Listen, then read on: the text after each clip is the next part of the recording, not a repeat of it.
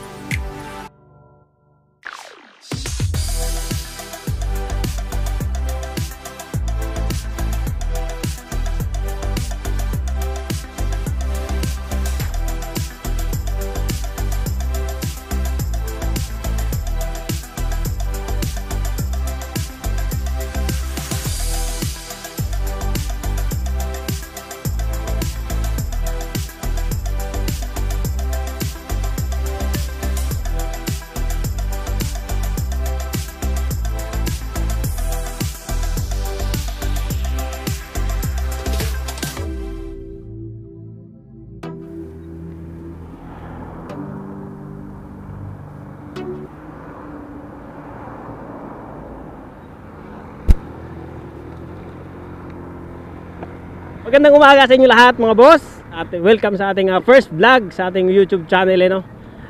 Panibagong YouTube channel din pala mga boss dahil ito yung ating channel na to ay kakagawa lang natin ngayong araw din na to mga boss, no? At kaya tayo magra-rides dahil para may ma-upload tayo ngayon, no? Nag-decide ako mga boss na gumawa ng isang YouTube channel ulit dahil yung ating isang YouTube channel na Eric and Arjen TV ay napansin ko mga boss ay hindi siya masyadong nag-grow dahil halo-halo na yung ating mga content doon, no? Siguro hindi ma-determine ni YouTube yung ating pinaka content kung saan ba talaga tayo bilong, kaya yun, at nag-decide ako na gumawa na lang ng isang panibagong channel.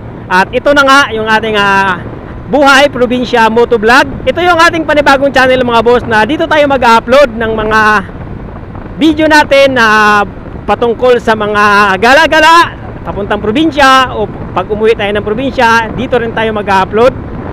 At yung ating mga rides dito sa mga pasyalan na habang nandito pa tayo sa Maynila o dito sa Luzon, no? Kaya ako gumawa ng YouTube channel mga boss na bago dahil yung isa nating channel, kagaya ng sinasabi ko, ay hindi naman siya nakilala sa mga ganitong content, no? Kilala yon dahil sa mga negosyo tips o sa mga ukay-ukay business. Doon siya talaga na monetize mga boss, no? Kaya yun, naisipan ko na mag-upload kahit bumalik ako sa umpisa mga boss, no? Sayang yon dahil monetize naman na yon. Okay lang, balik tayo sa zero. Balik tayo sa 0 subscriber mga boss. At ito, i-maintain natin yung ating content dito na puro ganito, pagka umuwi tayo ng probinsya, puro gala, puro pasyal sa mga lugar na pwede nyong mabisita kung sakasakaling may mga free time kayo at nais nyong magliwaliw kagaya ko. Yan, at ngayong araw mga boss ay pupunta pala tayo ngayon ng Cabiang Tunnel.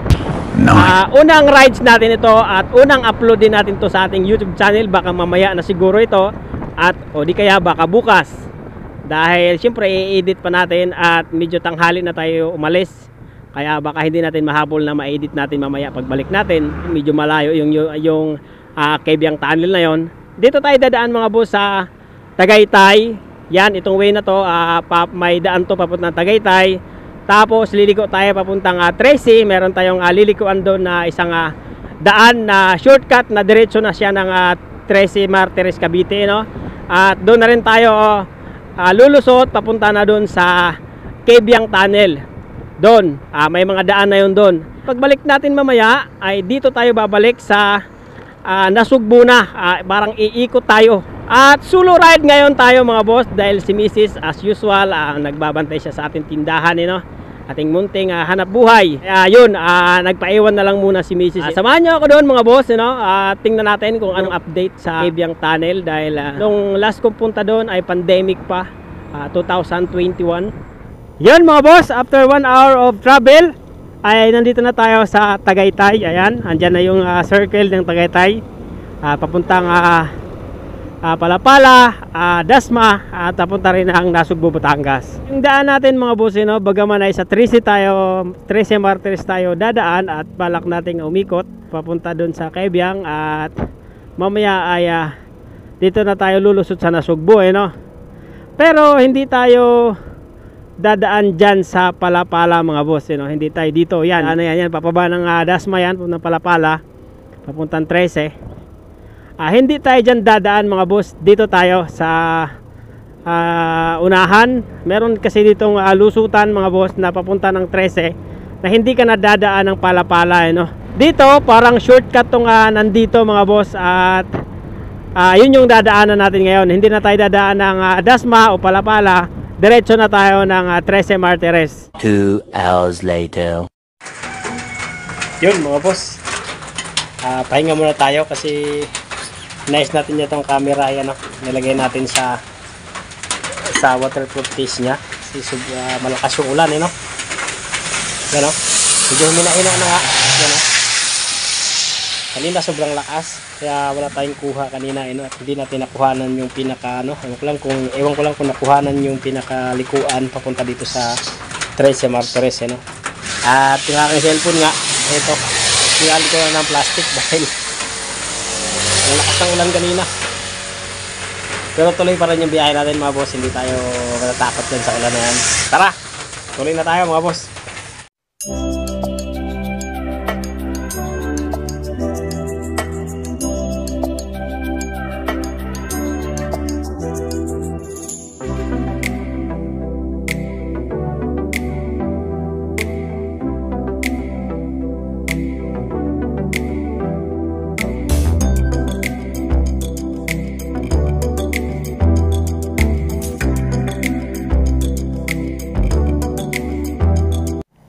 Yun, mabuti na lang mga boss, wala nang ulan, no? At yan, andito na tayo, malapit na tayo sa likuan papuntang 13. Yan, at mula dito sa ating location ay 38 kilometers na lang yung ating tatakbuhin, no? Yan, kaya na yan mga boss, 38 kilometers. At saglit lang yan, mga isang oras siguro yan, 38 kilometers na yan. Tara! Mabuti na lang mga boss, tumigil na yung ulan, no? At kahit pa paano makapag-video na tayo. Yan, dito. Kakaliwa kayo rito mga boss. Yan. Kakaliwa nyo dyan. Diretso na yan, papuntang 13 mga boss, no?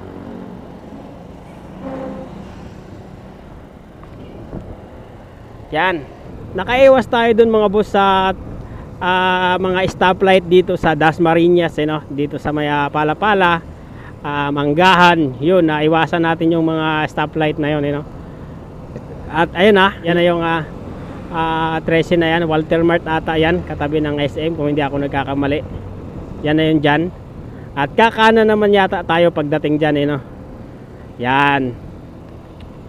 Diba mga boss? Medyo matagalan lang tayo kasi umuulan kanina. Pahinto-hinto tayo at saka mabagal lang yung takbo natin dahil medyo madulas yung kalsada dun sa ano na yon, yung dinaanan natin kanina kasi may mga putik-putik. Yan. Pero okay lang yan mga boss, hindi naman natin kailangan magmadali, mahaba pa yung oras natin Yan. Dito didiretso lang yata tayo dito. Ayan yung Walter Mart ng 13. Yan, sa mga taga 13 Martires, shout out sa inyo mga boss kung nanonood kayo. Yan, yung mga ganitong stoplight yung iniiwasan natin doon mga boss dahil matitingga tayo tapos uulan pa, baka traffic pa yun lalo. Yan. Yan, dyan, papasok ka dyan sa munisipyo nila. Pag kumaliwa ka dyan, pupunta yan dun sa munisipyo ng 13 Yan, at ito dito tayo sa Governor's Highway. Ito yung tinatawag nilang Governor's Highway mga boss. Ito. At ayun kaya Gulo-Gulo Maps, dito yan si Gulo-Gulo Maps, ayon sa kanya ay 13 kilometers bago tayo kumaliwa. Yan, hindi ko rin masyadong memoryado yung kalsada pag dito papuntang Kebyang mga boss dahil first time nating pumunta noon, tapos pangalawa pa lang ngayon. So hindi natin masyado pang kabisado. Dito hanggang sa 13 kabisado na natin, pero yung papunta diyan hindi pa natin na masyadong alam. Kaya yun, magtatanong tayo sa ating kaibigan na si Gulo-Gulo Maps. Ay, thank you, minute na. At makapag vlog na tayo ng maayos. Laki na ng kaibahan dito sa 13 mga boss Ubunlad na yung 13 dahil nung dati mga way back 2009, 2008 ata. Dito rin ako dati. At hindi pa ganito noon. Wala pa yan yung SM, wala pa yan. At hindi pa to 13 Martires City, wala pa, hindi pa siya city dati. Kaya napakalaking napakalaking pagbabago na. After ilang taon ay ganito na siya Yan.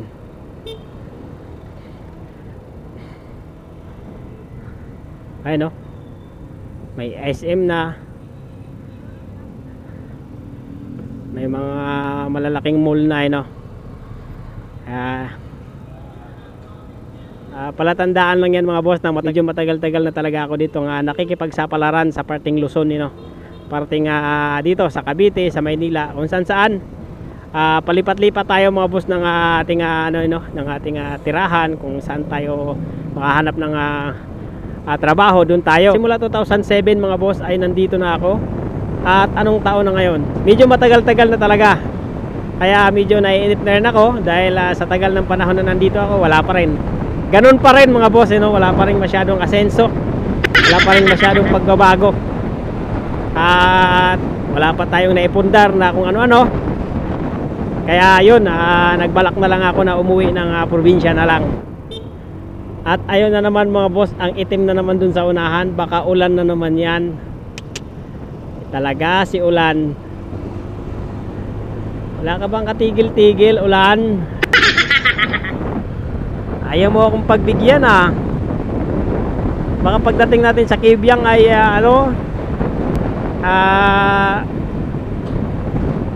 maulan. Pero sige lang, laban lang mga boss. Tingnan nyo dito mga boss. Kita nyo ba yan? Yung gasolina dito ang mura mga boss. Sayang, dito na lang dapat ako nagpagas. Kakapagas ko lang mga boss. Full tank na ako. 65 yung unleaded doon sa pinagasan ko, samantalang doon 58 lang. Mura talaga yon mga boss, yung na yon, yung refill na yon, pati yung isa, yung kasunod niya na gasoline station. Mura talaga yon dahil doon sa amin, doon din ako nagpapagas palagi doon sa lugar sa na yon.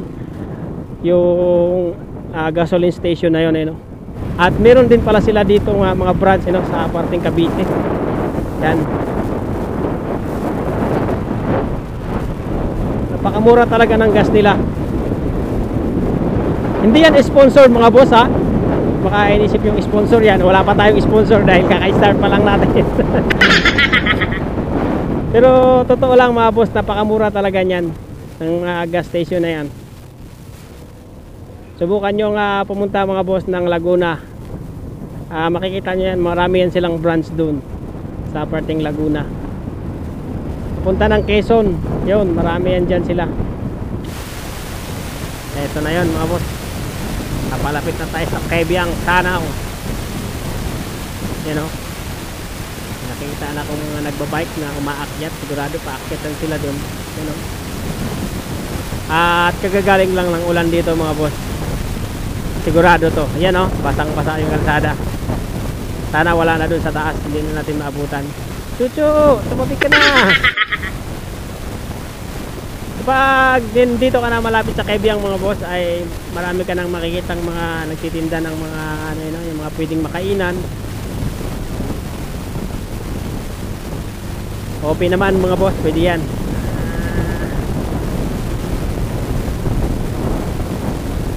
Yan.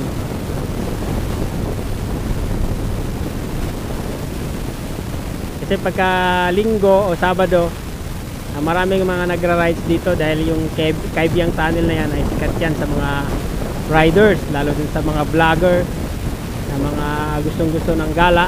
Yan, sikat yung Kabyang Tunnel na yan. Siyempre pagka yung iba kakain dyan sa mga yan bago umakyat doon sa Kabyang Tunnel, dahil doon sa bandang taas dati pa yun ha. Wala pang masyadong kainan doon, ano? Walang mga talagang mga sikat na kainan.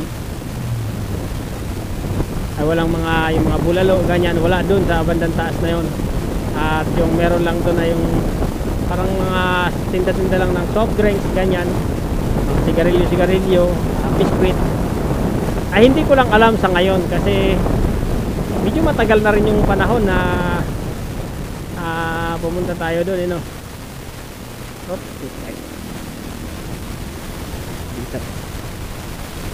Dito pala tayo. Yan, ito na yun mga boss, napalapit na tayo. Only 9 kilometers away na lang.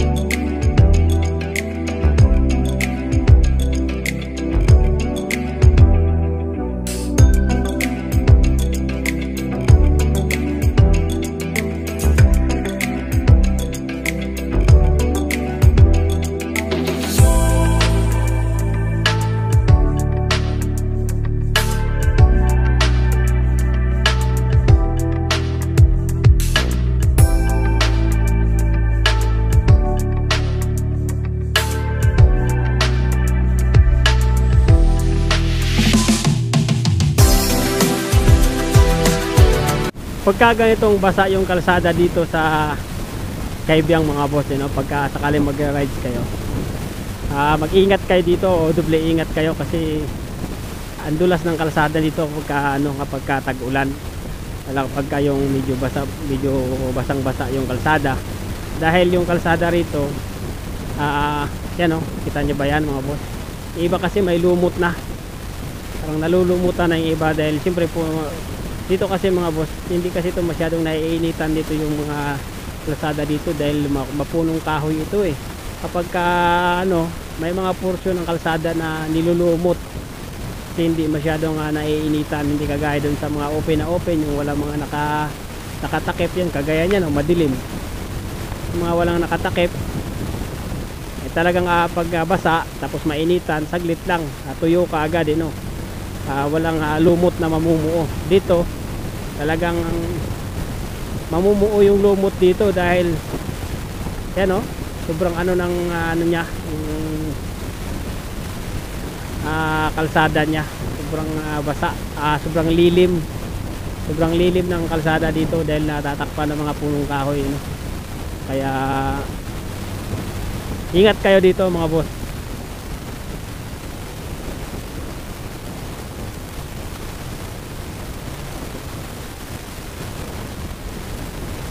Baka kasi mawili kayo dito sa mga banking dahil talagang napakagandang bankingan yan. Ayun kita nyo yan mga boss, yun dito tayo sa kabila. Ayun yun laki ng ayun nakatingin lang siya mga boss.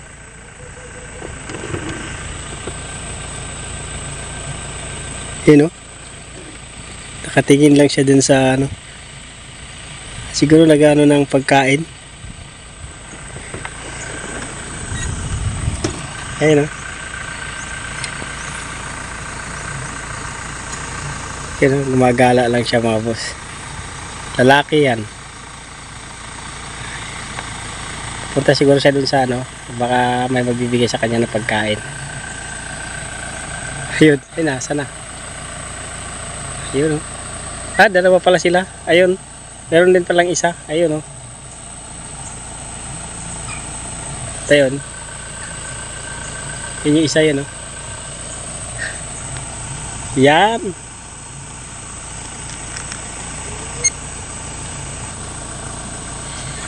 yun takayan natin. Ito babae ito, yung isa ang lalaki kanina. Yung nandun lalaki yun.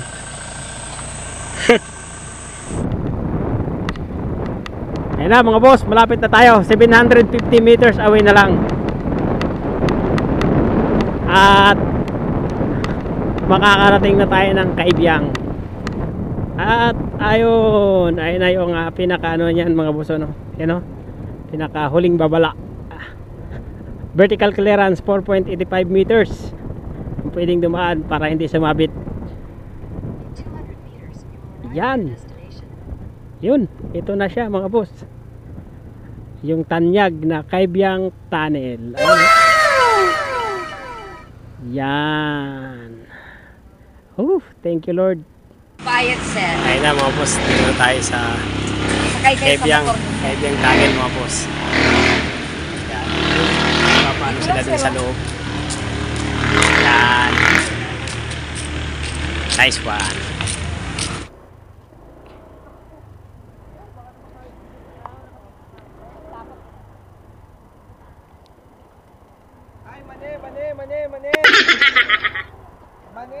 Yun, pipicturean tayo ni ate mga boss.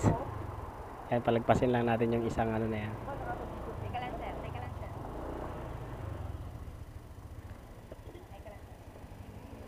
Okay. Ganyan. Sige, atras sir. Pag ganun mo kung konti sir. Okay.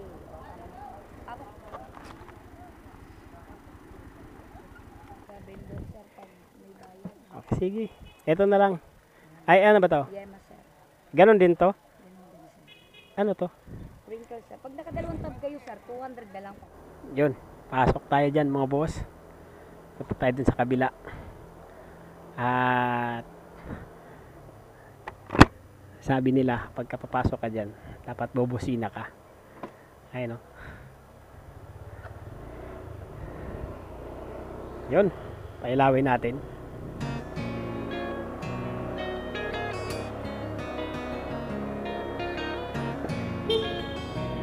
Yun. Woo! Kebyang Tunnel mga boss. Nandito na tayo. At thank you Lord sa safe na biyahe papunta rito. Yun o. Yun. First vlog. Kebyang Tunnel. Yun. Thank you, thank you. Yan, ito yung checkpoint na dati nung kasagsagan pa ng pandemic. Yan, dito. Dito hinaharang yung mga pumapasok dito.